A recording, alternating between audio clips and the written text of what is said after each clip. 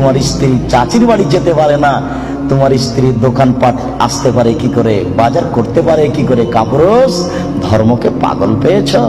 বোকা মহিলা, তোমার স্বামী কি মারা গেছে? তোমার বড় ছেলে কি মারা গেছে? তোমার বড় ভাই কি মারা গেছে? সর্বা মহিলা, তুমি জাতিকে পাপী করে, তোমার অঙ্গ প্রত্যঙ্গ জাতিকে দেখিয়ে জাতিকে জাহান্নামের দিকে ঠেলে দিয়ে তুমি নিজেকে শিক্ষিত মনে করো না। ভুল হিসাব তোমার বিদ্যাকে কবর দিতে এসেছি, তুমি মনে রেখো। তোমার মুখ দেখলে পাপ হয়, তোমার হাত দেখলে পাপ হয়, তোমার পা দেখলে পাপ হয়, তোমার শরীর দেখলে পাপ হয়, তোমার চুল দেখলে পাপ হয়, তোমার গোটা দেহটাই হচ্ছে অন্যের জন্য পাপের বস্তু।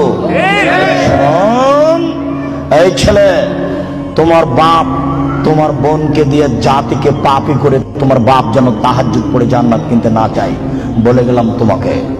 আর তোমার বোনকে বলে গেলাম, তোমার বোনের সাথে আমার অনেক কথা আছে, তোমার সাথে কথা আছে।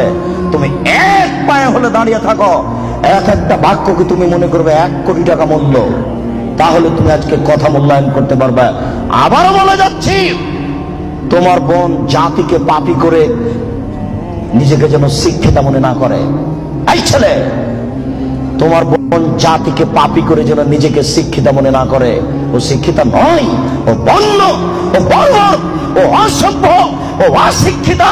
তোমার বোনকে যদি আমি বন্য অশিক্ষিতা প্রমাণ করতে না পারি, আমি জাতির সামনে বক্তব্য দেব না।